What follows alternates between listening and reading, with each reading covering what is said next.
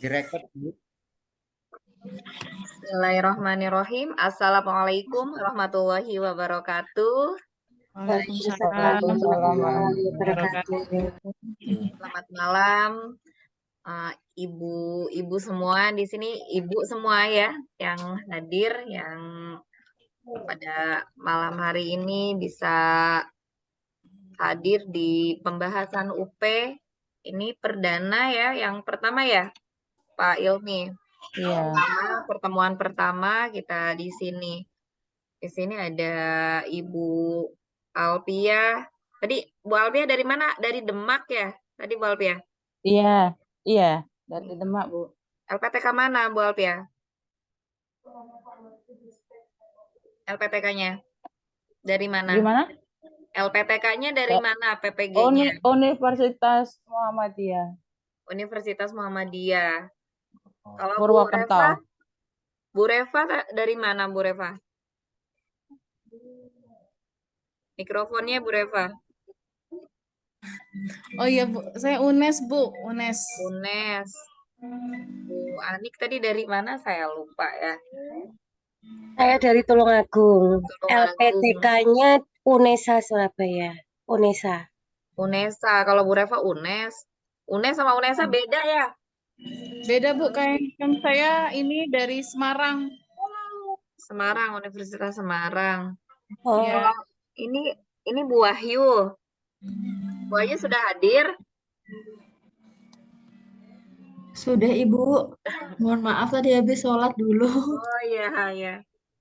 Bu Wahyu. Ya, malam hari ini kita perdana untuk pembahasan soal-soal UP. Dan memang sebaiknya untuk pembahasan UP kita mempelajari soal-soal UP itu dari awal. Jadi pada saat mendekati UKIN itu sudah ada bayangan tentang soal-soal UP. Karena di UKIN itu nanti banyak kegiatan dan juga banyak yang harus dikerjakan ya. Sekarang udah sampai mana Bu ini pembelajaran di PPG-nya? Kalau saya ini Bu, besok hari Jumat itu nanti PPL ketiga. PPL ketiga, jadi udah mau ya mendekati UP. Ya, untuk malam hari ini kita akan membahas soal dan ditemani oleh Pak Ilmi. Ya, Pak Ilmi ini adalah founder kita di Rumah Guru Sejahtera. Dan malam hari ini akan ditemani oleh Pak Ilmi. Sebelum kita belajar, marilah kita berdoa terlebih dahulu. Berdoa dimulai.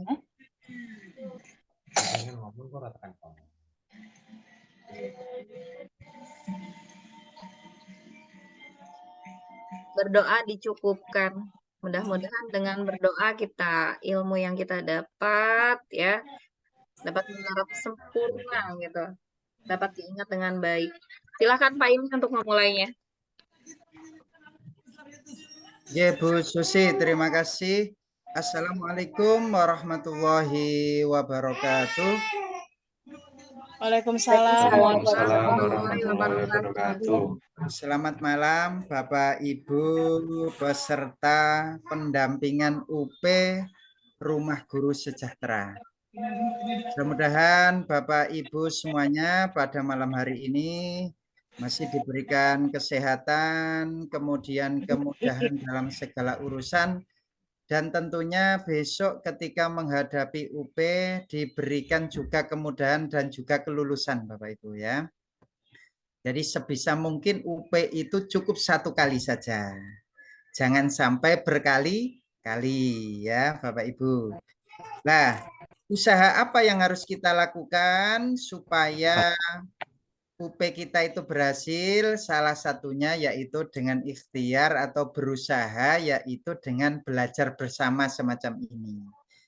Karena kalau kita belajar sendiri itu biasanya itu ada rasa malas, kemudian tidak bisa memahami dengan baik dan lain sebagainya. Dengan belajar bersama ini mudah-mudahan kita dimudahkan untuk bisa mengerjakan soal UP ketika ujian ya. Baik Bapak Ibu, sebelum saya mulai izinkan saya untuk memperkenalkan diri. Saya adalah nama saya Pak Ilmi dari Gresik, yaitu founder dari Rumah Guru Sejahtera, yang mana tujuan dari RGS ini adalah salah satunya untuk membantu meningkatkan kompetensi para guru, khususnya guru PGSD ya, guru SD. Baik Bapak Ibu, pada malam hari ini nanti kita akan membahas tentang soal-soal pedagogik ya. Jadi ada 4 kompetensi yang harus kita kuasai. Masih ingat ya Bapak Ibu ya, ketika kuliah dulu ya. Pak Sigit masih ingat kompetensi apa saja yang harus kita kuasai? Ada 4 kompetensi, kira-kira apa Pak Sigit? Insya Allah Pak masih ingat. Ya. Masih ingat ya? Apa nomor yang pertama? Kompetensi profesional. Profesional. Yang pertama profesional, pedagogik. Pedagogik. Sosial. Kepribadian. Sama yang terakhir kelihatannya personal, Pak. Personal. Kepribadian dan sosial ya. Baik. Jadi pada malam hari ini kita fokus ke kompetensi pedagogik ya. Kalau profesional itu terkait dengan keilmuan kita yang ada di SD, baik itu menguasai matematika, IPA, IPS, PPKN dan lain sebagainya, itu adalah kompetensi profesional. Dan malam hari ini yaitu bagaimana cara kita itu menyampaikan materi itu kepada anak lah, itu namanya kompetensi pedagogik ya. Salah satunya di situ ada teori belajar yang harus kita kuasai ya. Jadi kalau PPG mendekati UP ini kita belajar lagi, padahal dulu sudah pernah ya. Jadi di sini nanti saya sharing dengan Bapak Ibu semuanya ya terkait dengan teori belajar, teori perkembangan anak, kemudian penilaian, dan lain sebagainya. Yang tentunya nanti berkaitan dengan pedagogik ya Bapak Ibu. Kira-kira sebelum saya mulai, saya ingin bertanya pada Bu Wahyu. Teori belajar yang masih Ibu ingat apa Bu? Kira-kira Bu Wahyu? Coba saya jawab ya Pak, tapi seingat saya. Ya, seingatnya saja Bu, enggak apa-apa. Yang pertama teori kognitif, kedua behavioristik, 3 konstruktivisme. 3 konstruktivisme. Baru itu Pak yang saya ingat. 3 ya, ada 3, luar biasa. Jadi masih ingat ya. Mengapa harus saya tanyakan terlebih dahulu? Ini nanti juga ada kaitannya dengan pedagogik ya. Sebelum Bapak Ibu mengajar kan biasanya kan uji awal anak ya. Jadi persepsi ya, menghubungkan pembelajaran yang lalu dengan pembelajaran yang sekarang atau menguji kemampuan awal ya. Jadi tadi disebutkan teori belajar itu kognitif, behavioristik, kemudian satunya tadi apa Bu? Konstruktivisme Pak. Konstruktivisme. Ada lagi yang bisa menambahkan barangkali Bu Ani? Nah, belajarnya lebih efektif seperti ini ya, nanti baru kita masuk ya. Jadi perlu diingat Bapak Ibu, kami tidak mengajarkan untuk menghafal soal ya. Jadi soal itu di setiap UP kadangkala berbeda-beda. Tapi kalau pemahaman sudah terbentuk, maka soal beda pun itu bisa menjawab. Ya, jadi sekali lagi yang perlu diingat bukan menghafal soal, tapi pemahaman Bapak Ibu yang kami tekankan. Ya, jadi pemahaman Bapak Ibu ini nanti yang akan kami bangun sehingga nanti ketika menghadapi soal itu sudah ada bekal, gitu ya. Bu Ani? Pak, iya Pak, mohon maaf. Ini karena saya juga ada lagi Zoom. saya Oh juga gitu, enggak apa-apa Bu. soalnya saya Nah, masih barusan, Pak. oke, Ini masih luar hari biasa, enggak kelima apa-apa, enggak apa-apa. saya. Nggih. Enggak apa-apa Bu. Oke, Saya baik. ingat. Yang lainnya Bu Alpiah barangkali. Bisa menambahkan satu saja Bu.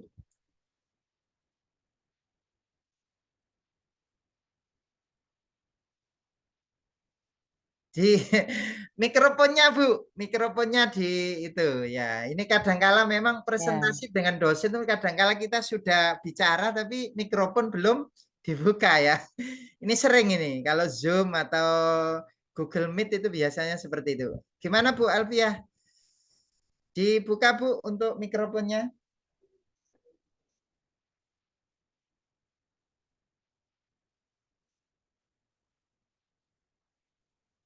Halo, Bu Alfiah, ya? Halo, Ya. halo, Halo, ya Bu. ya, sudah? Sudah Bu. Oh ya, sudah. Kira-kira satu lagi Bu, Mohon teori maaf, belajar apa? udah ingat. Ini mohon maaf kan saya tuh udah lama. Sudah lama. Kan saya Jadi enggak akhirnya apa-apa Bu, enggak apa-apa. KLPG Pak. Ya Nah. mohon maaf ini Nah, jadi saya tuh gini. mengawali Nah, lagi nggih, ini. enggak apa-apa Ya. Bu, enggak apa-apa. Ya, Jadi saya pengen mengetahui kemampuan Bapak Ibu. Lah, setelah belajar nanti hasilnya bagaimana itu kan bisa kita lihat gitu ya. Bu Reva barangkali menyebutkan satu saja Bu. Kognitivisme, kemudian behaviorisme. Afektif Pak ya? Afektif Pak. Teori belajar Bu. Oh, teori belajar. Iya, teori belajar. Konstruktivisme ya Pak ya? Apa lupa Pak? Konstruktivisme tadi sudah Bu. Oke. Barangkali Pak Sigit. Ya. Oh ya Pak, menambahkan sedikit ya Pak. Ya, silakan Pak. Teori biasa sama Gardner kalau tidak salah Pak. Oh, biasa sama scanner itu nanti include ya. Oke, baik. Benar sih, cuman itu nanti bagian dari 4 teori nanti ya. Baik Bapak Ibu, pada malam hari ini kita mengenal teori belajar ya. Teori belajar itu apa Bapak Ibu? Ada yang tahu? Teori belajar itu adalah merupakan hukum-hukum atau prinsip-prinsip umum yang melukiskan kondisi terjadinya belajar. Nah, nanti kita akan belajarnya itu pemahaman ya. Jadi tolong nanti poin-poin pentingnya itu dipahami dengan baik ya. Teori belajar akan sangat membantu pengajar dalam membelajarkan siswa. Dengan memahami teori belajar, pengajar akan memahami proses terjadinya belajar pada peserta didik. Jadi kita itu nanti akan paham proses terjadinya belajar itu ya. Pengajar akan mengetahui apa yang harus dilakukan sehingga siswa dapat belajar dengan optimal. Oh, siswa saya ini seperti ini. Berarti teori belajar yang cocok itu ini. Siswa saya ini kok pasif. Apa yang harus saya lakukan? Nah, ini harus paham terhadap teori belajar sehingga nanti Bapak Ibu bisa memberikan sesuatu yang sesuai dengan kondisi real di kelas. Ya, seperti itu. Baik, kita akan masuk ke teori yang pertama. Ya, tadi yang disebutkan Bu siapa tadi itu benar ya. Jadi yang pertama adalah teori belajar aliran behaviorisme. Behaviorisme itu apa sih Pak? Behaviorisme itu kata kuncinya adalah stimulus dan respon. Jadi gurunya itu memberikan rangsangan, siswanya merespon. Nah ini aliran behaviorisme. Jadi gurunya itu yang lebih aktif. Ya, saya contohkan seperti saya tadi, memberi pertanyaan, baru pesertanya yang menjawab. Jadi ada stimulus, ada rangsangan, kemudian baru ada respon. Ini namanya teori belajar behavioristik. Jadi nanti kalau di soal UB ditanyakan di situ ada stimulus dan rangsangan, maka teori belajarnya adalah behaviorisme atau behavioristik, ya. Bisa pakai behaviorisme, bisa pakai behavioristik, ya. Nah, jadi apa Bapak Ibu kata kuncinya di sini? Stimulus dan Atau rancangan. ya, stimulus atau rangsangan dan respon, ya. Nah, teori ini lebih menekankan pada hasil. Nah, dan mengabaikan proses berpikir yang terjadi dalam pikiran. Jadi proses berpikirnya diabaikan, yang penting hasilnya. Itu teori behaviorisme, ya. Stimulus dan respon. Stimulus dan respon. Nah, ini beberapa hal yang perlu diperhatikan saat menerapkan teori behavioristik dalam proses belajar mengajar. Satu, mengutamakan pembentukan tingkah laku dengan cara latihan dan pengulangan. Jadi, Bapak Ibu itu memberikan latihan, terus diulang lagi, latihan, diulang lagi, sehingga stimulus tadi itu menghasilkan respon. Ya, jadi kalau di soal itu guru mengadakan latihan-latihan dan pengulangan-pengulangan, maka guru menerapkan teori belajar Behavioristik. Behavioristik sama behaviorisme itu sama, Pak? sama, Bu. Ya. Ya, kadangkala ada yang behavioristik, ada yang behaviorisme, ya. Baik. Yang kedua, proses belajar mengajar harus dengan stimulus dan respon. Jadi kadangkala anaknya pasti beri hadiah. Ini anak-anak, Bapak punya permen. Siapa yang bisa menjawab pertanyaan Bapak, nanti akan Bapak beri permen. Nah, itu berarti teorinya apa itu? Behavioristik. Behavioristik. Atau behaviorisme. Betul. Jadi kalau Bapak Ibu Stimulus respon. Kalau Bapak Ibu itu mengajar di kelas, apakah pernah melakukan hal semacam ini? Pernah, Pak, pernah. Pernah ya? Ya, cuma Bu kita enggak Alfia sadar biasanya kalau itu. Ya. Stimulusnya permen. pakai apa, Bu? Permen, Pak, biasanya. Permen, ya. Kalau Ada enggak, yang ya, lainnya uang stimulusnya? 1.000. Barangkali enggak permen. Ini tepukan saja itu ya, itu juga termasuk stimulus ya. Jadi penguatan istilahnya nanti ya. Ada nanti ya. Kelebihan teori belajar behavioristik sekarang. Kita belajar kelebihannya. Guru akan terbiasa untuk bersikap teliti dan peka saat kondisi belajar mengajar. Jadi gurunya itu lebih teliti karena gurunya yang lebih aktif ya. Pak Emi, mohon maaf mau tanya sebentar. Oke, itu ini nanti yang materi ini berarti sudah yang dikirim sama Bapak tadi yang itu di PDF ya? Sudah. Oh ya, nanti kita bisa baca lagi. Bisa dibaca, bisa di print ya. Ya. Terus nanti kalau enggak paham, siaran ulangnya nanti bisa di setel kembali, Bu ya. Iya, terima kasih, Pak. Ya. Ini sangat penting sekali karena di kisi-kisi UP itu ada teori belajar ya. Kalau enggak menguasai ini otomatis enggak bisa jawab soal ya. Oke, sekarang kita ke kelebihannya. Guru akan terbiasa untuk bersikap teliti dan peka. Ini jelas karena gurunya yang aktif ya. Kemudian yang kedua, dapat mengganti cara mengajar atau stimulus yang satu dengan stimulus yang lain. Jadi kalau belum ada respon, ganti stimulus. Waduh, ini saya beri pertanyaan kok siswanya belum menjawab ya. Saya kasih permen. Oh, kayaknya kok kurang tertarik. Kasih apa lagi atau yang lainnya. Itu namanya bisa mengganti stimulus ya. Ada kekurangannya Bapak Ibu. Jadi teori belajar itu ada kelebihan, ada kekurangannya masing-masing teori belajar itu ya. Kekurangannya itu siswanya cenderung pasif. Jadi mengandalkan respon dari gurunya, mengandalkan stimulus dari gurunya. Ya, jadi kalau gurunya yang diam, maka siswanya diam gitu ya. Ini behavioristik ini ya, behavioristik. Oke, baik. Selanjutnya lah, yang menganut aliran ini, ya, yang menganut aliran behavioristik itu siapa saja? Ada di sini teori koneksionisme oleh Trondijk.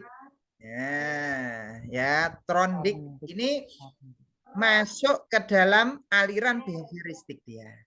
Kemudian ada juga yang kedua yaitu pengkondisian klasik atau classical conditioning oleh Pavlov. Nah, Pavlov itu juga ikut aliran behavioristik. Kemudian ada operant conditioning oleh Skinner. Nah, ini juga masuk behavioristik. Ada Guthrie, ada Bandura. Nah, nanti yang kita bahas itu enggak semuanya ya. Jadi yang sering-sering keluar saja. Kalau semuanya nanti waktunya panjang sekali, padahal kita sudah ada deadline waktu ya. Jadi yang sering-sering keluar saja nanti. Nah, ini Bapak Ibu, teori asosiasi ini apa Pak? Nah, belajar merupakan peristiwa terbentuknya asosiasi-asosiasi antara peristiwa-peristiwa yang disebut stimulus dengan respon. Nah, ciri-cirinya itu kalau Trondijk itu ada 3 hukum. Ciri-cirinya ini ada 3 hukum. Hukum kesiapan, hukum latihan, hukum akibat. Jadi guru itu mempersiapkan dulu, diberi latihan, nanti ada akibatnya, ada efeknya. Nah, kalau di soal itu ada ini, mempersiapkan, melakukan latihan-latihan, kemudian siswanya itu merespon. Nah, maka kalau ada 3 hukum ini, maka dia masuknya ke dalam teori koneksionisme.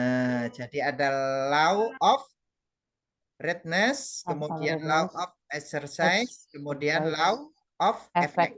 Nah, ini ciri-cirinya ya. Jadi kita ambil kata kuncinya saja. Kita ambil kata kuncinya. Yang kedua adalah pengkondisian atau ini teorinya Pavlov. Teori ini menggunakan rangsangan-rangsangan tertentu lah ini. Jadi ada rangsangan-rangsangan perilaku manusia dapat berubah sesuai dengan apa yang diinginkan. Nah, ada 4 fase. Ada fase akuisisi, ada fase eliminasi, ada fase generalisasi, ada fase diskriminasi. Jadi nanti kalau di situ ada 4 ini di soal ya, diingat-ingat ya. Di soal ada 4 ini berarti dia masuknya ke teori behavioristik, tapi dia teorinya Pavlov. Ya, oke, lanjut berikutnya. Ada reinforcement. Ini teorinya Skinner. Reinforcement itu apa, Pak? Reinforcement itu penguatan. Jadi Skinner itu cenderung dia itu belajar itu harus ada penguatan. Harus ada penguatan lah. Penguatan itu ada yang positif, ada yang negatif. Penguatan positif berupa hadiah atau penghargaan. Sedangkan penguatan negatif itu berupa penundaan memberi penghargaan atau menunjukkan perilaku tidak senang. Itu negatif. Jadi apa ciri-ciri dari Skinner? Yaitu reinforcement. Reinforcement itu penguatan. Bisa diberi hadiah, penghargaan itu reinforcement positif. Reinforcement negatif. Berarti biasanya kan siswanya enggak bisa jawab ya. Enggak diberi penghargaan, itu negatif ya. Tunda sampai dia itu bisa menjawab. Ya ini Skinner ini, Skinner. Kemudian yang Bandura itu ada 4 fase. Bandura itu ya, menaruh perhatian, mengingat perilaku model, memproduksi perilaku, termotivasi untuk mengulangi. Siswanya termotivasi untuk mengulangi. Jadi gurunya itu menaruh perhatian, kasih perhatian ke siswanya, terus diberikan model-model ya, sehingga nanti siswa itu meniru ya, meniru apa yang dilakukan guru. Nah, sehingga siswa itu nanti termotivasi untuk mengulangi apa yang diajarkan guru tadi. Ini namanya teorinya teori Bandura ya, ada 4 fase. Nah ini sudah mulai nanti, wah ini kok luar biasa gini Pak. Ya ini yang harus mau ndak mau harus kita kuasai ya Bapak Ibu ya. Jadi kata kuncinya saja. Nanti kalau sudah di soal bisa kok ya. Yang penting sekilas-sekilas paling ndak itu kalau kita itu sudah belajar itu ada bekas. Nah kalau ndak membaca sama sekali, ndak belajar sama sekali itu ya sama dengan terjun bebas ya. Itu makanya kenapa Bapak Ibu kok di UP itu kok ribuan yang nggak lulus Pak? Yaitu karena dia itu ujiannya itu nggak ada persiapan. Jadi terjun bebas. Jadi kalau berenang gitu kayak batu ya. Jadi sekali dalam nggak keluar-keluar gitu ya. Nah ini Bapak Ibu beruntung sekali Bapak Ibu malam hari ini bisa belajar bersama-sama. Ya. Baik lanjut berikutnya. Yang kedua adalah kognitivisme. Ya, yang kedua adalah kognitivisme. Kognitivisme itu adalah dia lebih mementingkan proses. Jadi pemahaman itu dibentuk.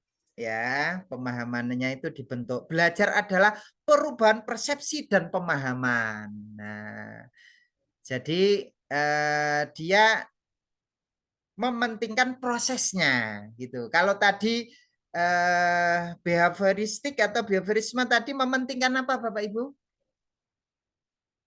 Stimulus dan Hasilnya, Pak. rangsangan, Pak. Mementingkan Enggak. hasil. Kalau ini prosesnya ya, dari pemahamannya dibentuk.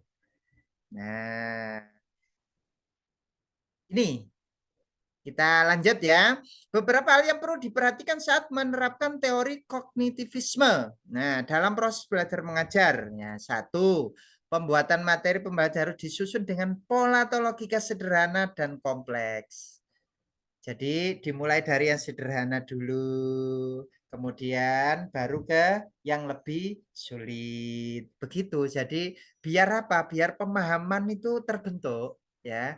Jadi mudah dulu, beri contoh-contoh, kemudian baru yang sulit ya. Kemudian yang kedua, siswa bukanlah orang dewasa yang sudah mengerti dan mudah dalam berpikir. Oleh karena itu guru harus memberikan pengarahan sesuai dengan usia murid. Jadi memperhatikan usia. Oh, anak ini segini. Kan kalau di kurikulum Merdeka kan ada fase ya. Fase A, fase B kan begitu ya. Nah, itu jadi diperhatikan sesuai usianya, sesuai perkembangannya. Kemudian yang ketiga, proses belajar mengajar harus memiliki makna, harus bermakna proses belajar mengajar itu. Yang keempat, agar keberhasilan murid tercapai, maka guru perlu mengamati perbedaan yang ada pada setiap murid. Jadi diamati. Supaya apa? Supaya tadi, karena ini kan lebih ke prosesnya, bukan hasil ya, lebih ke proses. Hasil ya diperhatikan, cuman paling banyak itu di prosesnya gitu loh. Ya. Nah, kelebihannya apa, Pak? Memudahkan siswa untuk memahami materi. Yang kedua, siswa menjadi mandiri dan lebih kreatif. Kalau tadi itu gurunya yang aktif, behavioristik itu gurunya yang aktif, siswanya cenderung pasif. Kalau yang ini sudah mulai aktif. Siswanya itu didorong untuk mandiri dan kreatif. Itu kognitif, ya. Kekurangan teori ini belum bisa digunakan pada semua tingkat pendidikan. Kemudian yang kedua, pada pendidikan tingkat lanjut, teori ini susah untuk diterapkan. Nah, jadi ada kelebihan dan kekurangannya masing-masing ya. Sekarang yang menganut kognitif. Nah, ini ada Piaget ya. Tulisannya Piaget tapi bacanya apa Bapak Ibu? Bacanya gimana Bapak Ibu biasa? Piaget ya. Terus ada pemrosesan informasi Gagner, ada teori Brunner, ada Ausubel, ada Dienes, ada Van Hiel, Bronner dan Van Engen ya, ini. Nah, yang Piaget itu biasanya itu ini Bapak Ibu. Ada periodenya. Ini Pease biasanya. Berpendapat bahwa proses berpikir manusia sebagai suatu perkembangan yang bertahap dari berpikir intelektual konkret ke abstrak. Ya, yang berurutan melalui 4 periode. Jadi harus konkret dulu, ya, konkret dulu yang dikenalkan, baru ke abstrak. Nah, ada periode sensori motor, usia berapa Bapak Ibu sensori motor? 0 sampai 2 tahun. tahun. Ada praoperasional 2 sampai 7 tahun. Kemudian ada operasional konkret 7 sampai 11 tahun. Ada operasional formal 11 sampai ke atas ya, 11 ke atas. Ini kalau di soal ada seperti ini, maka nanti Pease ini ya. Nah, oke, selanjutnya pemrosesan informasi. Gagne itu seperti komputer. Jadi belajar itu cara kerjanya seperti komputer gitu loh Bapak Ibu. Jadi ada masukan ya, input, kemudian diproses, ada keluaran output. Itu Gagne ya. Jadi belajar itu seperti kayak kita itu meroses data di komputer gitu ya. Nah, seperti itu. Nah, ini yang sering sekali keluar ini, sering sekali keluar. Diingat-ingat ini, sering sekali keluar. Ini biasanya ada di matematika biasanya. Teori Brunner menggambarkan anak-anak berkembang melalui 3 tahap. Perkembangan mental yang tidak dikaitkan dengan usia siswa, yaitu inaktif. Jadi kalau mempelajari matematika itu dikenalkan dengan benda nyatanya dulu. Kelas 1 itu dikenalkan dengan buah apel ya. Jadi harus tahu buahnya. Buah apel ditaruh 1. Ini berapa anak buah apelnya? 1. Kalau ditambah lagi Ibu, ini 1 berarti ada berapa? 2. Nah, jadi dikenalkan benda nyata dulu, inaktif. Baru setelah benda nyatanya dibawa, ya, dikenalkan ke peserta didik, setelah itu baru ikonik. Ikonik itu dengan gambar. Nah, ke LKS ya, ke LKPD, lembar kerja peserta didik, di situ digambar buah apelnya 2, kemudian sebelahnya lagi 2. Coba dihitung anak-anak, ada berapa jumlahnya? Ada 4. Nah, ini sudah mulai ke gambar. Setelah itu baru ke simbol 2 tambah 2 sama dengan 4. Gitu Bapak Ibu. Itu kalau di soal ada seperti itu. Nanti Bapak Ibu akan ditanyakan, ini sudah masuk tahap apa? Tahap inaktif, ikonik, atau simbolik. Ini teorinya Brunner ya. Jadi paham Bapak Ibu ya, inaktif apa Bapak Ibu? Benda nyata. Kemudian ikonik? Gambar. Gambar. Simbolik? Simbol. Simbol. Ada yang kelas rendah di sini? Ada yang kelas rendah Bapak Ibu? Maksudnya kelas 1, 2, 3? Ada yang ngajar kelas 1, 2, 3? Tidak ada? Wah, kelas tinggi semua ini berarti. Kalau kelas tinggi itu nanti profesionalnya itu lebih mudah. Tapi kalau kelas rendah, Pak, saya ini matematika itu ya penjumlahan, pengurangan itu aja, Pak. Waduh, yang lain-lain. Wah, ini nanti kalau UP agak sulit itu ya. Jadi kalau kelas tinggi kan sudah rumus-rumus itu sudah hafal ya biasanya ya. Ya bukannya ini ya, jadi dulu pernah belajar kita itu, tapi karena saking lamanya di kelas rendah, akhirnya ilmu-ilmu itu lupa gitu loh. Jadi beruntung kalau kelas tinggi ya. Oke, lanjut berikutnya ya. Pak mau tanya Pak, Ya silakan untuk Bu. ya, Silakan. untuk inaktif atau itu istilahnya apa?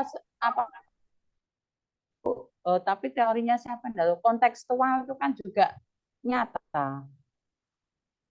Kontekstual sama inaktif itu istilahnya apa sih? Itu nanti dihubungkan, dikaitkan dengan kehidupan sehari-hari.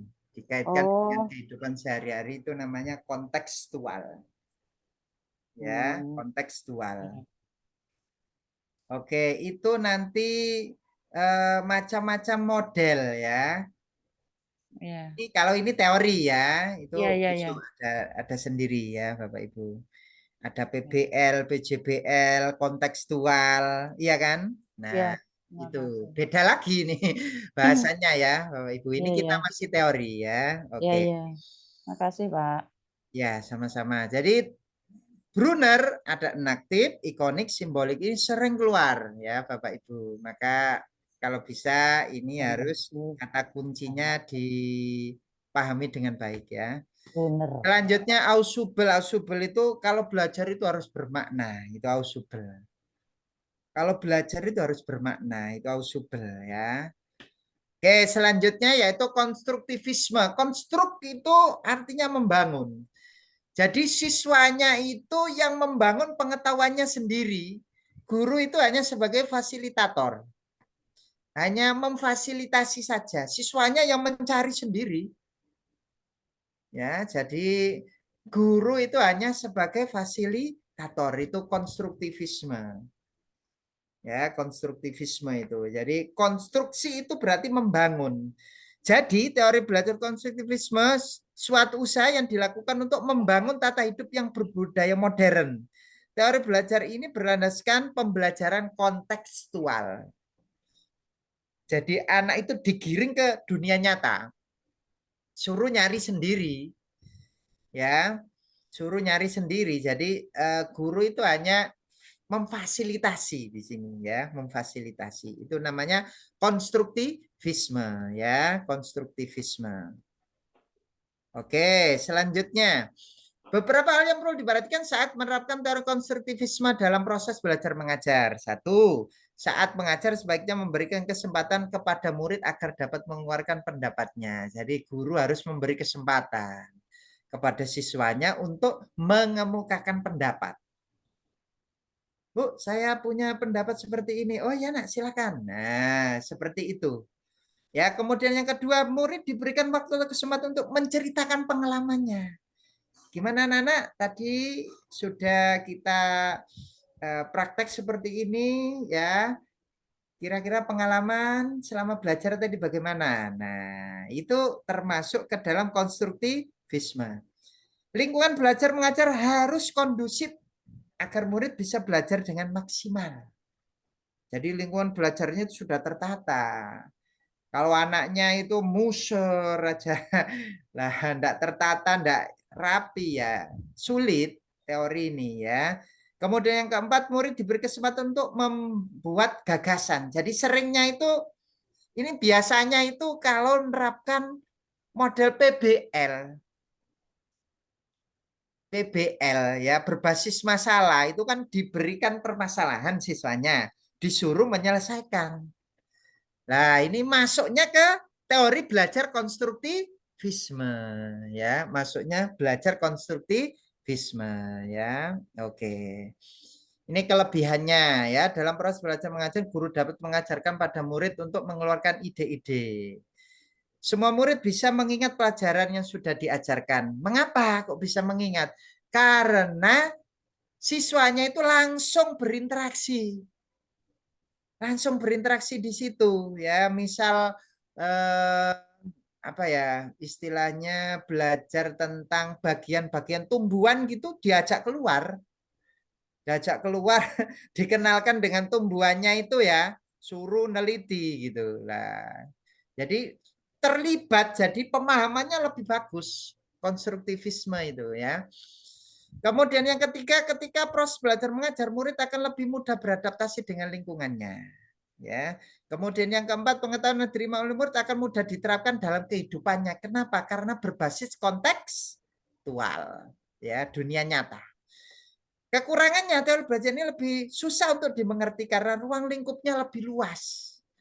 Jadi kalau tidak ada batasan itu materinya meluas ya, sehingga sulit untuk dipahami ya. Kemudian yang kedua, tugas guru menjadi tidak maksimal karena murid diberi kebebasan. Jadi bebas muridnya itu, kayak seperti sekarang itu yang merdeka ini berarti menerapkan teori konstruktivisme kalau Merdeka itu ya. Merdeka itu diberi kebebasan kan siswanya ya. Nah, itu namanya konstruktivisme. Jadi disuruh membangun pengetahuannya sendiri, konstruktivisme. Ya, ini konstruktivisme Piaget dan Vygotsky ya, Piaget dan Vygotsky. Kalau Piaget itu biasanya ada asimilasi, proses mendapatkan informasi dan pengalaman baru, ada akomodasi, proses membangun kembali. Ya, jadi kalau asimilasi itu mendapatkan informasi, kemudian akomodasi itu membangun kembali ya. Oke. Vygotsky itu lebih mementingkan bahwa belajar menekankan interaksi dengan orang lain. Jadi interaksi dengan orang lain. Belajar itu harus ada interaksi dengan orang lain ya. Teori ini juga disebut dengan sosiokultural ya, sosiokultural. Baik, yang keempat. Ini sebenarnya yang terakhir ini yang keempat ya, itu humanisme. Humanisme itu kata kuncinya memanusiakan manusia. Jadi belajar itu harus memanusiakan manusia. Artinya kalau siswanya di situ, misal ini saya beri contoh ya, siswanya itu masih lapar, ya suruh makan dulu.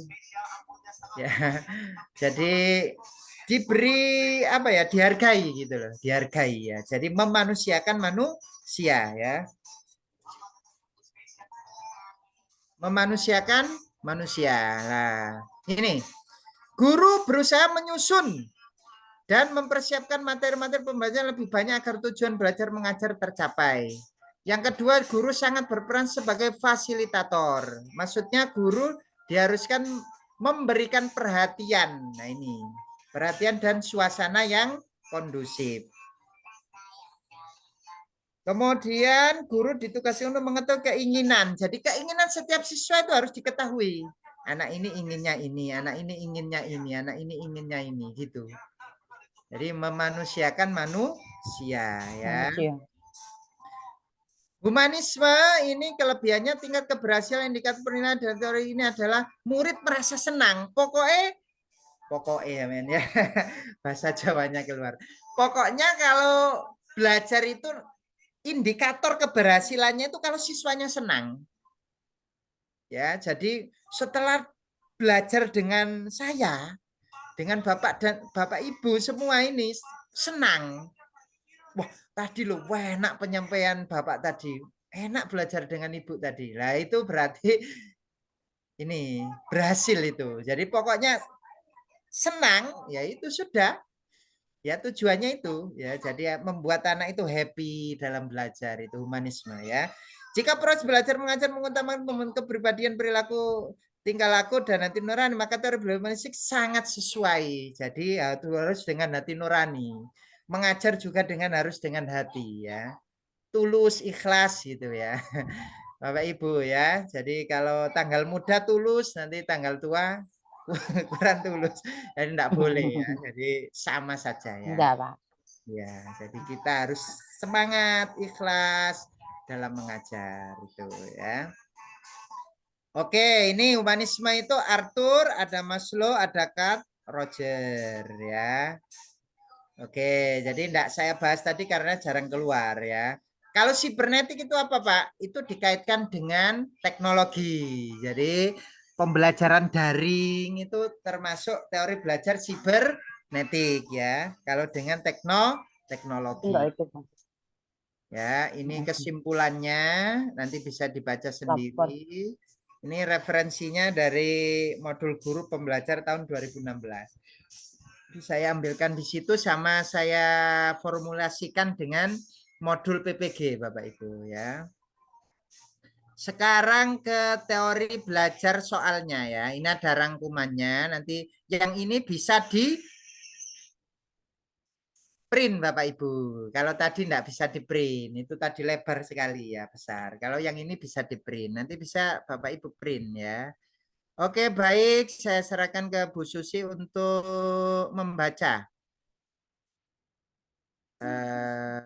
soal yang pertama ya.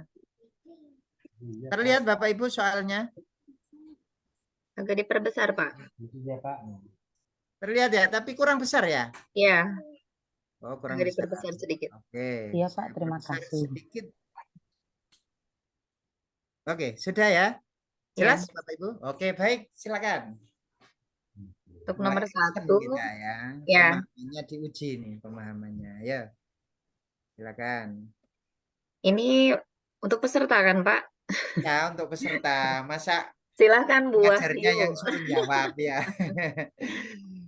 Silahkan Bu Wahyu untuk membacakan nomor 1. Nomor 1 ya Bu ya. Iya. Selama kegiatan pembelajaran Bu Anggun lebih menekankan pada keaktifan peserta didik, critical thinking, menyusun konsep-konsep, serta memahami makna dari hal-hal yang dipelajari. Teori yang mendukung dari pemaparan di atas adalah, ini langsung saya jawab Bu atau bagaimana? Ya, langsung Bu, silakan. Langsung Kira-kira dijawab. yang mana kira-kira dari penjelasan saya Aktifan tadi? peserta. Apa mau? Wes lali.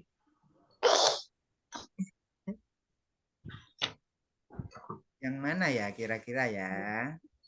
Ada 2 Pak, menurut saya ya. Aktif. Nah, yang mana Bu kira-kira? Saya pilih yang D, konstruktivisme. Yang D. Iya, Yang mana Bu yang mengarah ke D itu?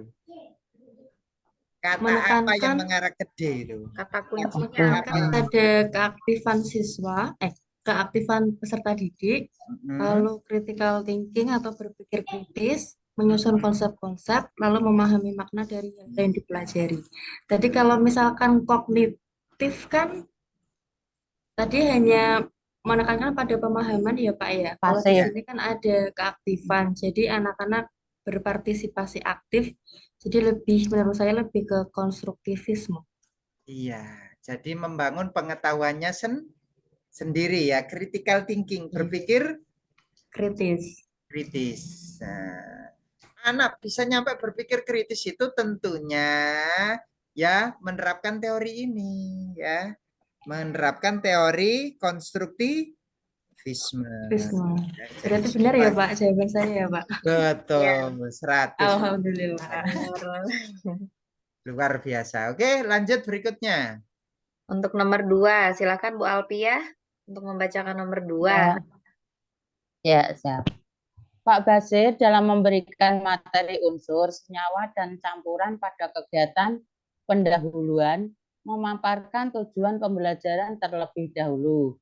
Kemudian dilanjutkan dengan memberikan penjelasan terkait dengan instrumen penilaian kepada peserta didik, di mana kelompok yang bagus akan mendapatkan reward, sedangkan kelompok yang kurang akan diberikan reward, sedangkan kelompok yang kurang akan diberikan punishment.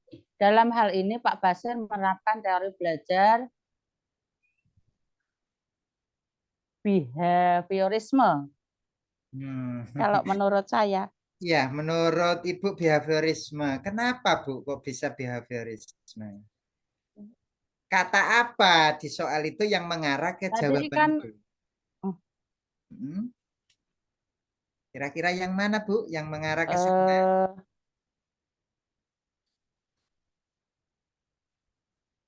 Memberi Ya, penguatan tadi Pak. Reinforcement tadi ya? Setiap misalkan siswa mampu, oh iya, ya. Reinforcement ya, penguatan. Setiap anak yang mampu menjawab diberi hadiah misalkan tadi. Diberi reward ya, diberi hadiah lah ya, penghargaan. Berarti masuk ke teori behaviorisme 100 untuk Ibu ya. Luar biasa lah ini. Kira-kira tadi kalau enggak belajar seperti ini gitu gimana Bapak Ibu? Kira-kira bisa apa enggak ya kira-kira? Terjun bebas gitu ya, tanpa belajar gitu kan. Nah, ini Bapak Ibu. Jadi gunanya kita belajar itu seperti ini ya. Seperti ini gunanya ya. Oke. Jadi di sini ada reward. Reward itu pemberian hadiah. Ada punishment itu hukuman. Jadi ada reinforcement positif, ada reinforcement negatif. Ya, jadi di sini masuknya ke teori behaviorisme seperti itu, ya. Jadi itu gunanya kita tadi belajar itu Bapak Ibu ya, di sini ya gunanya. Oke, silakan. Ya, yang ketiga, di sini ada Pak Sigit Henry. Pak Sigit dari mana Pak Sigit? Tadi belum perkenalan ya. Pak Sigit dari Oh mana? iya Bu, dibacakan Bu. Ya? Dari Jepara Bu. Oh, dari Dari Jepara. Jepara. Iya. Dari Jepara. Ini siapa kemarin dari Jepara banyak ya, Pak Ilmi? Iya, kebetulan Suweba saya ya? kemarin dapat dapat informasi dari kategori 1 yang sudah pernah ikut pelatihan di sini, Bu. Oh Oh, iya. gitu. Nggih, Pak. Nggih. Iya, Nggih. ada Bu Suweba. Siapa lagi tuh Pak Tommy? Ya. Iya, Pak Tommy, Bu. Itu satu kecamatan, Oh ya. Pak Tommy. Iya. Di LPTK mana Pak Sigit? Kalau saya di UMS Solo. Solo. Nggih. UMS Solo. Ya, silakan Pak Sigit untuk membacakan nomor 3. Disajikan beberapa peristiwa yang dialami oleh peserta didik, yaitu sebagai berikut. 1. Mampu memahami permasalahan. 2. Mampu menceritakan sebuah kejadian. 3. Mampu memecahkan masalah. 4. Mampu membuat peraturan berdasarkan kejadian di atas. Menurut David Eckholt,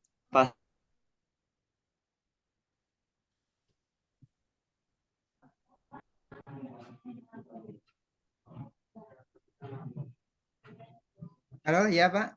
Suaranya hilang. Suaranya hilang. Ya.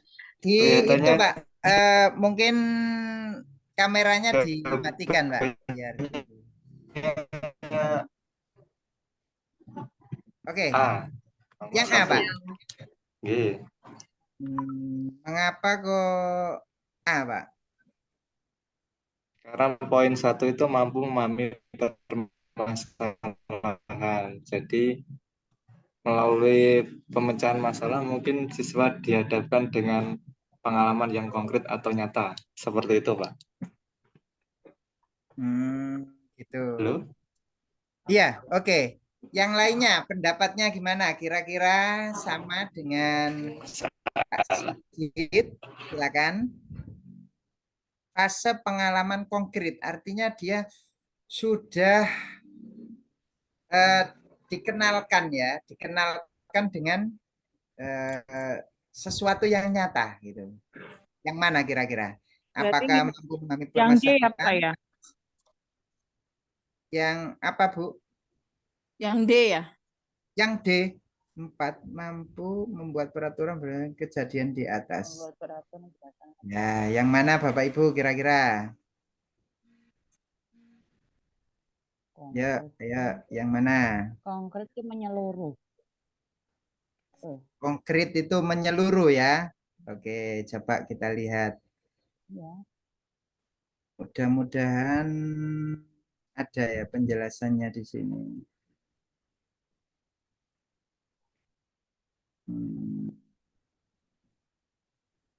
Nah ini, ini ada di sini ya.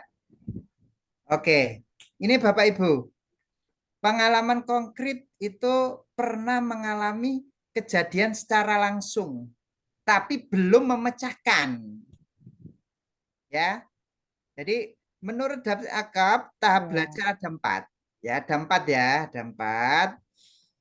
Satu pengalaman konkret. Pengalaman konkret itu pernah mengalami kejadian secara langsung, tapi belum memecahkan. Ya, belum memecahkan. Pengamatan aktif dan reflektif, mampu memahami permasalahan dan tahu akar masalahnya, tapi belum tahu solusinya. Nah, itu pengamatan aktif. Kemudian konseptualisasi itu peserta sudah mampu menganalisa dan mampu memecahkan. Kalau sudah konseptualisasi itu sudah mampu memecahkan.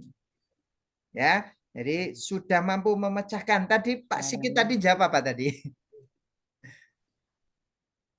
Jawab Apa? tadi Sigit. Mampu memecahkan tadi. Iya, Pak.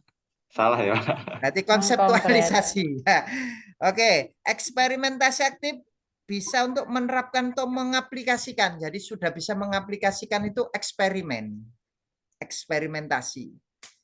Nah, kalau pengalaman konkret itu sudah mengalami tapi belum memecahkan. Nah, sudah mengalami tapi belum memecahkan. Kira-kira yang mana ya? Kira-kira sudah Yang mengalami nomor 2 tadi, Pak.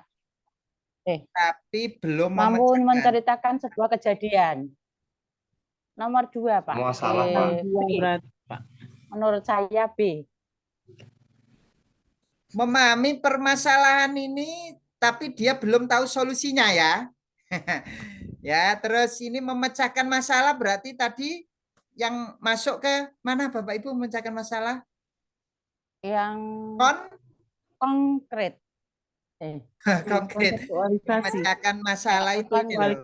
Konseptualisasi. Konseptualisasi. Ya, memecahkan masalah kan konseptualisasi. Ya, ini ya. Ini kita pelan-pelan saja biar paham ya.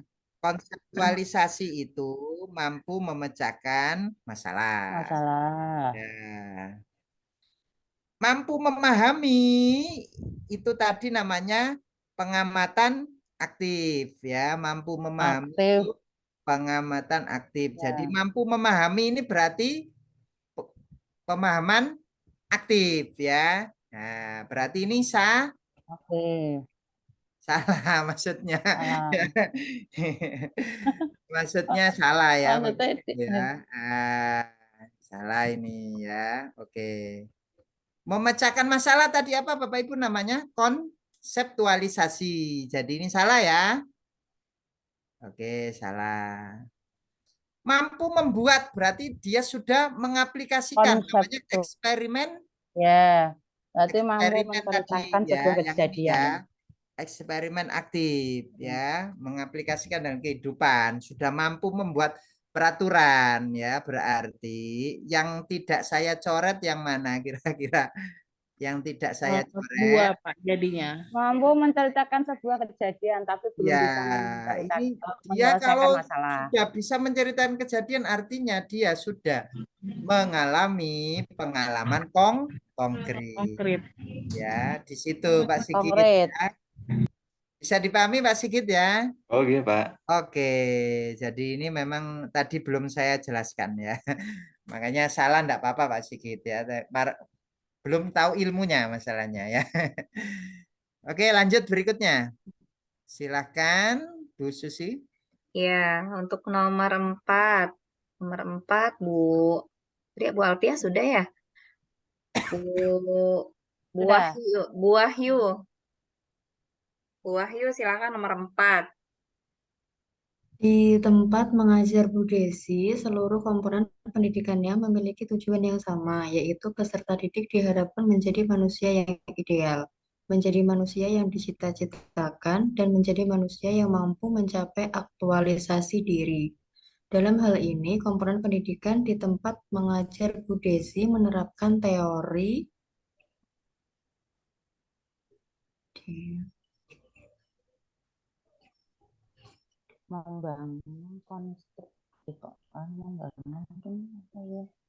menjadi manusia ideal, menjadi manusia yang dicita-citakan, manusia yang mampu mengaktualisasikan dirinya. Lah, berarti apa itu Bapak Ibu? Teori apa kira-kira ya? Humanistik. Yang memanusiakan manusia tadi Bapak Ibu. Memanusiakan manusia. Yang mana itu berarti?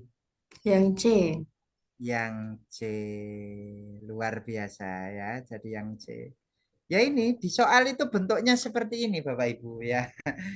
Jadi kan tadi sudah kita ajari, sudah saya berikan materi bahwa humanistik itu memanusiakan manusia. Jadi peserta didik itu diharapkan menjadi manusia yang ideal, menjadi manusia yang dicita-citakan, menjadi manusia yang mampu mencapai aktualisasi diri. Maka di tempat mengajar Buddhis itu menerapkan teori humanistik ya. Jadi humanistik. Oke, lanjut berikutnya.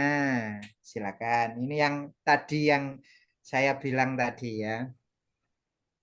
Silakan. Nomor 5 Bu Reva. Silakan Bu Reva.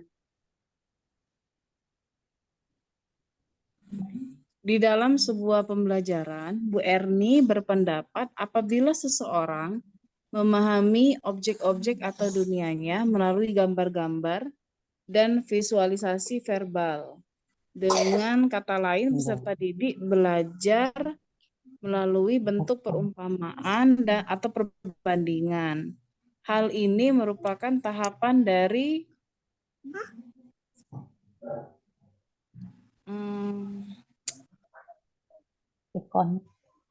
ikonik ya, B apa ya?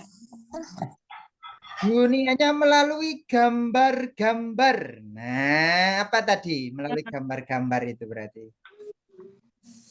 Ikonik. Iya. Ikonik ya?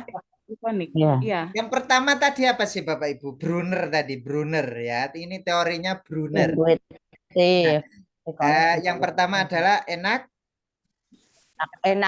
Inaktif ya. Inaktif. Kemudian yang kedua Ikonik. Ikonik. Terus yang ketiga? Ikonik.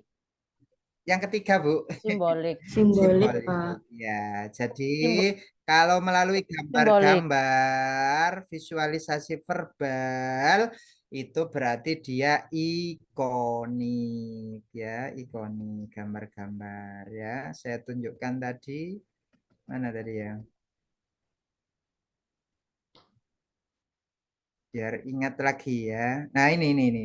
Ini tadi kan yang sudah kita pelajari. Jadi inaktif itu benda nyata, ikonik itu gambar, simbolik itu simbol. Nah, di sini ketemunya soalnya seperti ini ya, Bapak Ibu. Nah, jadi berpendapat apabila seorang memahami dunianya melalui gambar-gambar visualisasi verbal, maka hal ini merupakan tahapan dari ikonik. Ya, nah, oke lanjut berikutnya. Berikutnya nomor 6, Ibu Anik ya. Bu Anik, silakan Bu Anik. Ya, Bu Wahyu adalah salah satu guru di sekolah X. Dalam pembelajarannya kali ini, Bu Wahyu lebih mengedepankan agar peserta didik lebih memahami lingkungannya dengan menggunakan pengetahuan motoriknya, misalnya dengan sentuhan, gigitan, ataupun pegangan kepada benda-benda yang nyata atau konkret. Dalam hal ini, Bu Wahyu menerapkan konsep kognitivisme oleh Brunner pada tahapan AN aktif. Inaktif. Ya. Yang mana Bu kok mengarah ke Ya. inaktif? Dengan itu sentuhan, gigitan, benda-benda konkret itu. Benda-benda konkret luar biasa. Ini berarti pemahaman malam hari ini sudah terbentuk ya. Ya. Ini Bapak Ibu ya. Jadi kebahagiaan Bapak Ibu itu adalah kebahagiaan kami. Maksudnya kalau Bapak Ibu lulus, itu Bapak Ibu bahagia, kami lebih bahagia ya. Artinya bisa mengantarkan gitu loh ya. Jadi sebisa mungkin ya, mudah-mudahan Bapak Ibu besok enggak lupa gitu loh maksudnya ya. Jadi biar Oke, lanjut berikutnya. Silakan. Nomor 7, kembali ke Bu Wahyu. Silakan Bu Wahyu. Sebelum pembelajaran, Bu Fida mengajak siswanya untuk berdoa terlebih dahulu, memeriksa kehadiran siswa, dan menyampaikan manfaat materi yang akan dipelajari. Hal ini bertujuan untuk mempersiapkan peserta didik menerima materi pelajaran. Pada awal pembelajaran, Bu Fida menayangkan sebuah video untuk menarik perhatian. Kemudian, Bu Fida memberikan latihan-latihan soal. Berdasarkan pemaparan di atas, Bu Fida menerapkan teori belajar behavioristik aliran. Yang tadi Bu, ada 3 hukum tadi. Hukum kesiapan. Yang ada 3 hukum tadi. Ya, Kalau itu termasuk siapa? Pavlov, pengkondisian atau tidak, Pak? Pavlov ya? Iya. Mana Bapak Ibu yang lainnya setuju Pavlov? Pavlov, pengkondisian. Pavlov? Apa Pak Sigit? Koneksionisme Trondik, Pak. Trondik. Yang C, Pak. Koneksionisme Trondik. Kalau saya cenderung yang C, Pak. Yang C, oke. Ada yang D, ada yang C. Ada yang lainnya barangkali yang A. Jadi nanti ada yang A, ada yang B, Siap. ada yang C. Berarti C sama D ya. Coba kita Iya. buktikan. Ya. Coba kita buktikan. Tadi kan di aliran apa Bapak Ibu tadi? Aliran behaviorisme. Ini Bapak Ibu.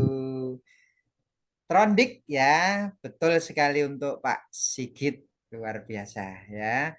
Nah, jadi ada hukum kesiapan, ada hukum latihan, kemudian hukum Latihan. kan tadi kan mempersiapkan dulu Oh, ya kan, terus habis itu lanjut. diberi latihan, latihan. Berarti apa itu Bapak Ibu teorinya yang benar di sini? Ini kan ya.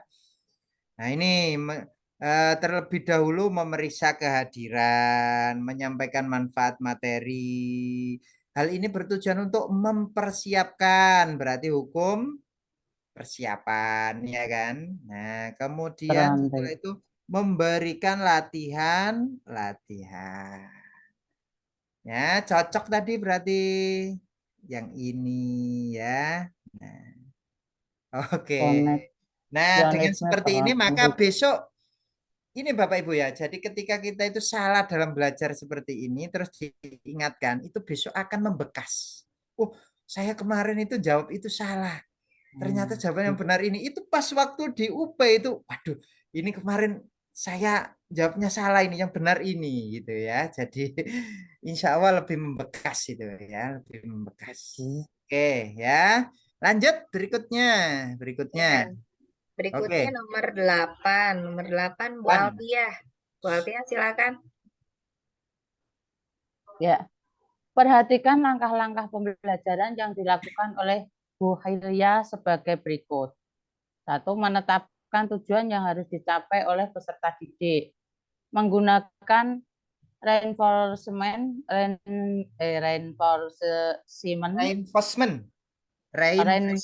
reinforcement positif secara sistematis pada saat respon peserta didik muncul. Selalu mengadakan kuis atau tes untuk mengetahui pengetahuan yang sudah dipelajari oleh peserta didik. Selalu mengadakan remedial untuk peserta didik yang belum tuntas. Berdasarkan pemaparan di atas, Bu Hilya menerapkan teori belajar baiki. Reinforcement, Bu, reinforcement. Oh. Kasih reward, kasih punishment. Oh, iya tadi ya. Tulus, respon. Nah, mana itu berarti? D, Pak. D ya. Behavioristik. Jadi jangan lupa ya, reinforcement tadi loh. Nah, ada reinforcement positif, ada reinforcement negatif. Positif tadi apa Bapak Ibu yang positif? Memberi hadiah atau penghargaan. Hadiah. Nah, itu berarti masuknya ke behavioristik, kasih hadiah-hadiah ya. Tuh. Oke, Bapak Ibu, yang selanjutnya. Selanjutnya kembali ke Pak Sigit nomor 9. Silakan Pak Sigit. Nomor 9, teori ini memandang belajar sebagai hasil dari pembentukan hubungan antara rangsangan dari luar, stimulus, dan balasan dari siswa atau respon yang dapat diamati. Semakin sering hubungan atau bond antara rangsangan dan balas terjadi, maka akan semakin kuatlah hubungan keduanya atau law of experience. Teori belajar yang dimaksud adalah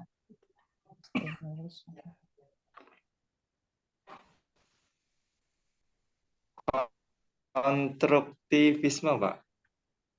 Konstruktivisme, Pak. Halo? Masa sih, Pak? Itu kan sudah jelas itu. Iya, Pak.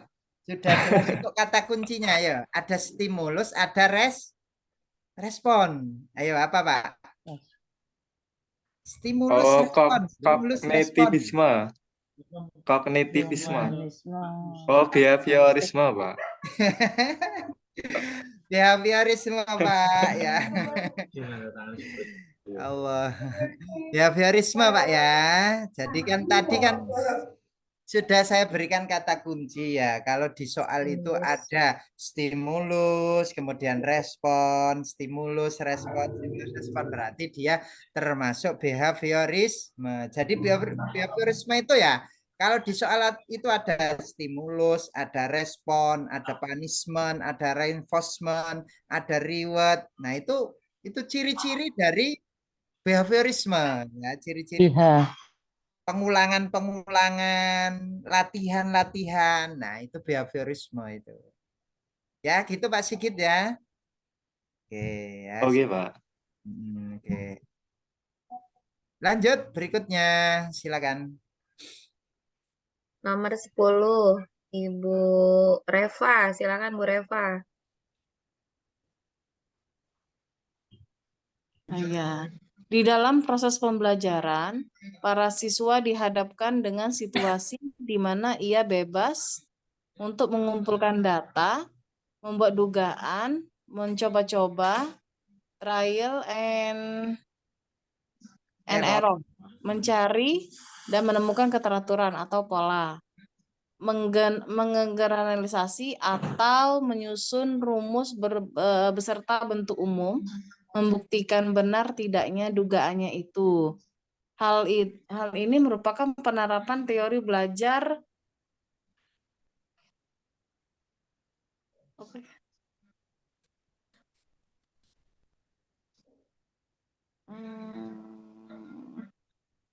oh ya.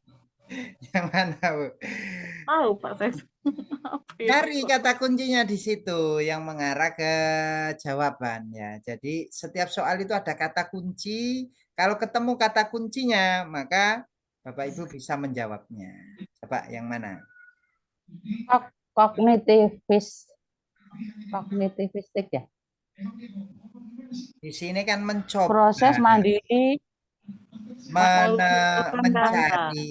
Kan tadi kan konstruktivisme kan ya. Iya, konstruktif. Konstruktivisme itu membangun pengetahuannya sendiri, mencari pengetahuannya sendiri. Banyak sebagai fasilitator. Maka yang cocok di sini apa Bapak Ibu? Berarti yang D ya Pak ya, kognitivistik Pak. Menurut saya. Konstruktivistik. Konstruktivisme. Konstruktivisme, Bu. Mencari kan di sini ya. Mencari, mencoba, ya kan. Kontekstual dihadapkan dengan dunia nyata, suruh nyari, gurunya itu hanya memberikan permasalahan ya, gurunya memberikan permasalahan, siswanya yang mencari sendiri.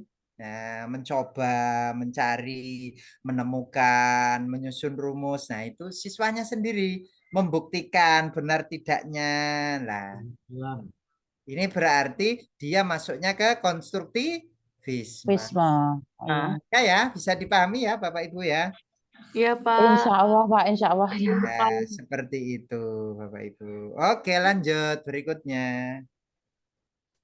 11, Ibu siapa tadi? Ibu Anik ya. Ibu Anik, silakan Bu Anik. Pada masa kini, siswa dituntut untuk dapat belajar setiap saat dan bisa terjadi di mana.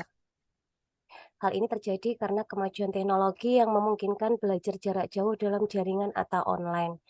Pernyataan di atas sejalan dengan teori belajar cybernetik. Nah, gunanya teknologi apa ini? Online itu Bu ya. Nah, oke, betul sekali. Lanjut berikutnya. Silakan. Ya, untuk nomor 12 kembali lagi ke Bu Wahyu. Silakan Bu Wahyu. Melati adalah anak yang selalu bersemangat di kelas. Ia selalu berusaha menjawab pertanyaan-pertanyaan yang dilontarkan guru. Guru memberikan tepuk tangan untuk menghargai usaha Melati dan terkadang memberi acungan jempol pada saat Melati menjawab pertanyaan dengan benar. Maka yang dilakukan oleh guru tersebut menganut teori dari ini jelas behaviorisme ini, tapi alirannya behaviorisme, tapi siapa kira-kira? Memberi tepuk tangan, menghargai. Brunner Pak ya? Skinner Pak atau tidak ya? Lupa Kalau Brunner tadi ya. itu yang Brunner. inaktif, ikonik, simbolik Oh itu iya, Brunner. Ya. Ausubel itu simbolik yang Brunner. pembelajaran itu harus bermakna, ya kan? Kalau Bermakna. biasa itu sensori, formal, praoperasional itu biasa. Yang mana kira-kira ya? Antara Skinner dan Bandura. Yang mana kira-kira? Bandura itu meniru. Kalau Bandura meniru. Bandura meniru, Bu. Iya. Berarti yang mana kira-kira? Saya ingat saya. Antara Bandura dan siapa itu? Skinner. Aduh ya. Ini di sini kan memberi acungan jempol, berarti ini kan termasuk ada Behavioristik. reinforcement ya. Ada reinforcement. Acungan jempol itu termasuk reinforcement apa Bapak Ibu? Positif Kan Pak. tepuk tangan. Nah, berarti reinforcement Iya. positif. Reinforcement positif itu termasuk yang mana ya kira-kira? Nah, sudah terjawab ya Bapak Ibu? Skinner. Skinner. Skinner. Jadi di sini diberikan reinforcement. Tidak hanya hadiah penghargaan itu tadi ya diberi tepuk tangan, diberi acungan jempol. Penguatan. Iya. Itu termasuk positif ya. Jadi jawabannya apa Bapak Ibu? Skinner.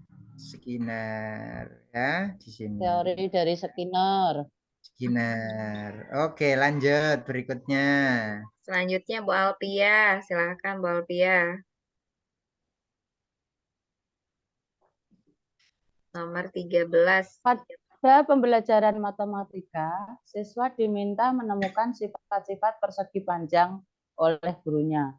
Siswa tersebut dapat menemukan sendiri sifat-sifat bujur sangkar karena pada pembelajaran sebelumnya sudah belajar mengenai bangun datar.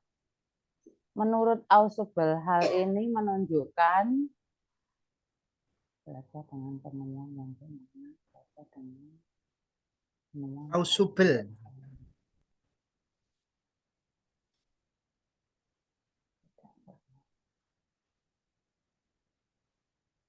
Ausubel.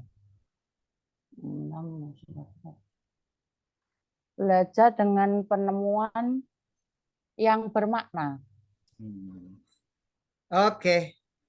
100 untuk Ibu ya. Ya, ini Ausubel itu. Jadi belajar itu harus bermakna ya. Seperti itu. Terima kasih. Oke, lanjut berikutnya.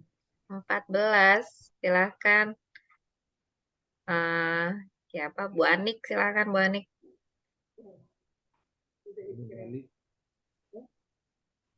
Saat Edo mengajukan pertanyaan ke guru, guru kemudian memberikan pujian kepada Edo. Karena diberi pujian, meningkatkan kemampuan untuk mengajukan pertanyaan yang baik lagi ke depannya. Maka hal tersebut sejalan dengan teori behavioristik. Behavioristik. Yang mana Bu? Kok yang mengarah ke situ? Pujian, Pak. Memberikan pujian. Nah, memberikan pujian. Mekanismenya itu. Betul, 100 untuk Ibu ya. Oke, lanjut berikutnya. Ini sudah mulai pemahamannya sudah mulai terbentuk ini ya. Lanjut. 15 Pak Sigit, silakan Pak Sigit. Menurut biasa, yang seharusnya dilakukan guru dalam proses pembelajaran adalah sebagai berikut, kecuali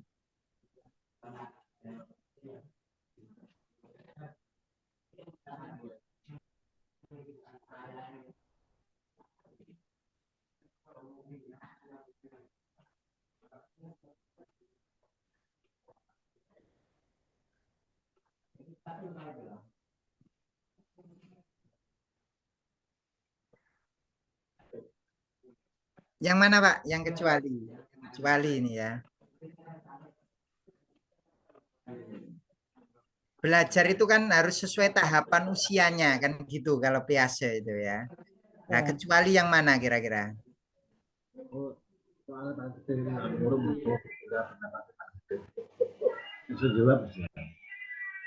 Kecuali yang mana, Pak? Yang A, Pak. Mengajar dengan bahasa yang sesuai dengan cara berpikir anak. Mengajar dengan sesuai berpikir anak berarti ini masih masuk, Pak.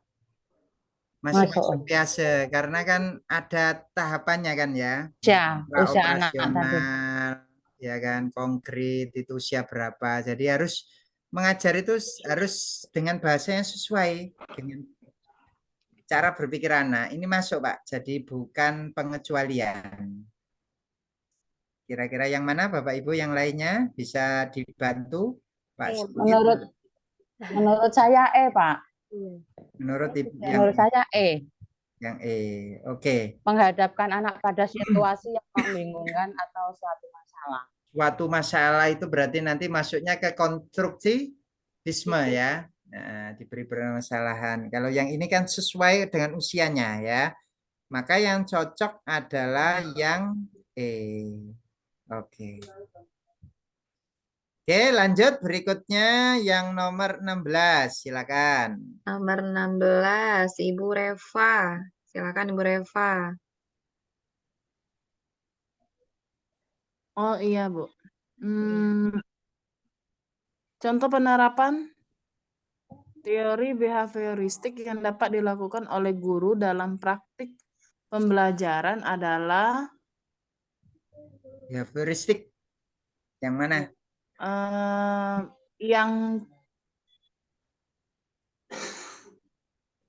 Yang C ya, Pak, memberikan stimulus kepada peserta didik berupa penataan lingkungan belajar.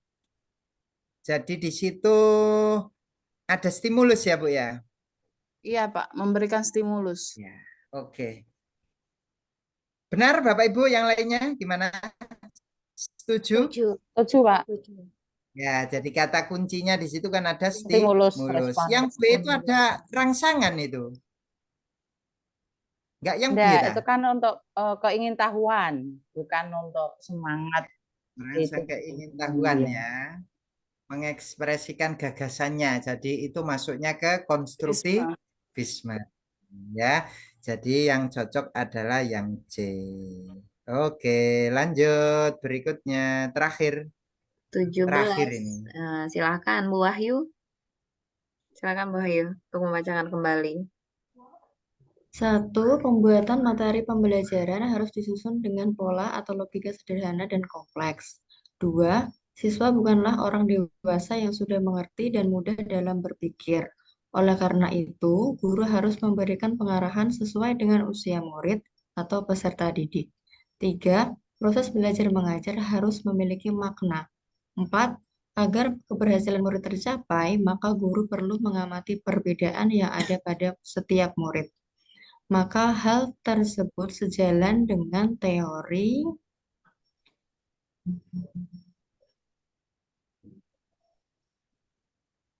dari sederhana ke kompleks. Humanistik, mungkin Pak. Humanistik. Mengamati perbedaan-perbedaan, Bu. Jadi di sini itu lebih condong ke prosesnya. Oh, berarti kognitif ya, Pak? Iya, betul sekali. Kognitif ini ya, kognitif. Coba kita buktikan ya, kognitif ya. Coba kita buktikan. Apakah kognitif? Nah, ini kan tadi kognitif ya. Nah, ini tadi sudah saya terangkan sebenarnya kognitif. Pembuatan materi harus disusun dengan pola atau logika sederhana dan kompleks. Siswa bukanlah orang dewasa ya. Proses belajar mengajar harus memiliki makna agar keberhasilan murid tercapai, maka guru perlu mengamati perbedaan pada setiap murid. Nah, jadi masuknya adalah ke kognitif. Ya, kognitif ya, Bapak Ibu. Ini masih teori belajar loh Bapak Ibu ya. Masih kuat kira-kira. Kalau saya lanjutkan, masih kuat kira-kira? Atau dilanjutkan besok lagi materinya? Gimana? Saya tawarkan. Kalau masih kuat saya itu lagi atau ini saja Pak, saya pahami dulu. Ya silakan, enggak apa-apa. Terserah Bapak Ibu. Monggo. Gimana? Saya tawarkan. Kalau saya lanjut besok, Pak. Mohon maaf kondisi Lanjut saya. besok ya. Karena kalau nanti terlalu banyak itu saya khawatirnya itu pemahamannya pudar Ya, gitu. pemahamannya malah ya pudar. Ya. Jadi Kalau ini sedikit soal begini, teori insya belajar Allah, ini ya. hampir ada semua Bapak Ibu ya. Jadi tinggal Bapak Ibu saja nanti diperkuat lagi pemahamannya sehingga ketika ketemu teori belajar itu paling banyak loh keluarnya itu di UP itu. Sayang sekali kalau salah itu gitu ya. Jadi tolong benar-benar diperhatikan. Besok mudah-mudahan apa yang kita bahas ini besok keluar ya Bapak. Amin. Tentunya dengan narasi yang berbeda gitu loh. Narasi yang berbeda tapi kata kunci sekali lagi Bapak Ibu ya. Oh, kata kunci harus dikuasai. Pemahaman harus dibentuk, kata kunci harus dikuasai, dan jangan lupa untuk berdoa. Insya Allah. Ya Bapak Ibu ya, sehebat apapun kita, kalau kita itu mengandalkan kemampuan kita saja itu tidak nutut Bapak Ibu ya. Jadi sekali lagi saya ingatkan, jangan pernah kita itu mengandalkan.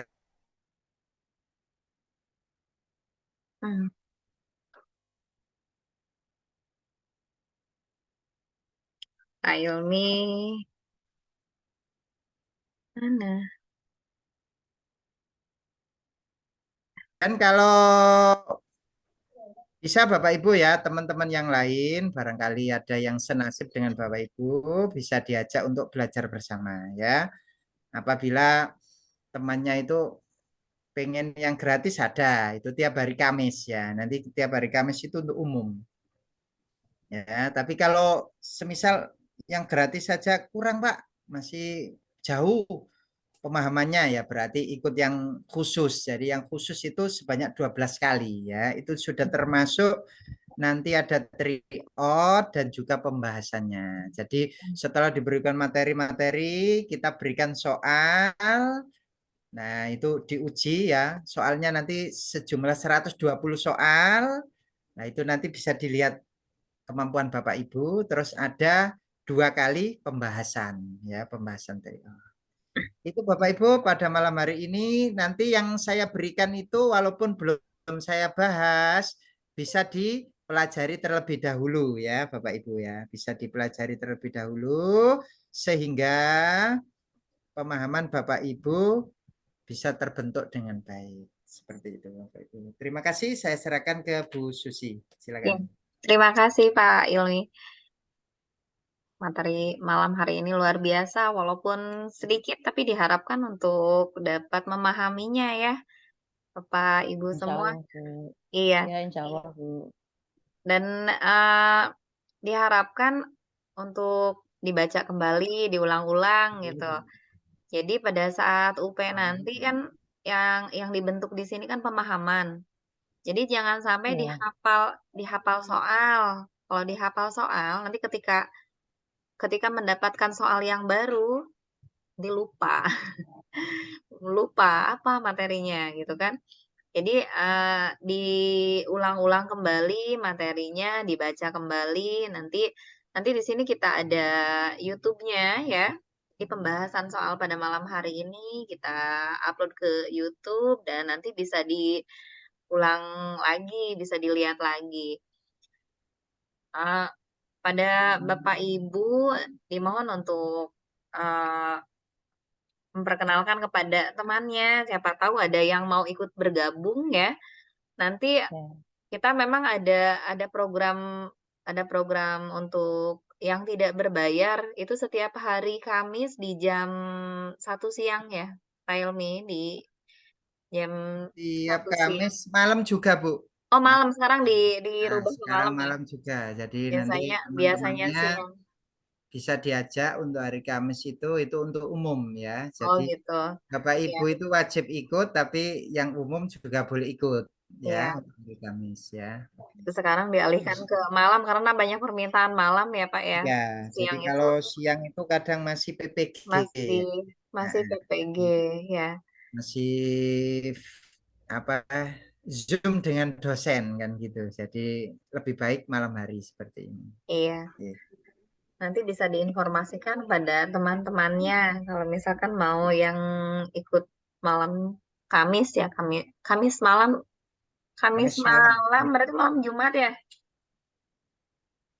Pak Ilmi? Kamis malam ya, Kamis malamnya Bu. Nah, ini kan hari Rabu ya, Rabu malam ya, besok itu. Oh besok, berarti Rabu malam Kamis. Nanti kami share linknya.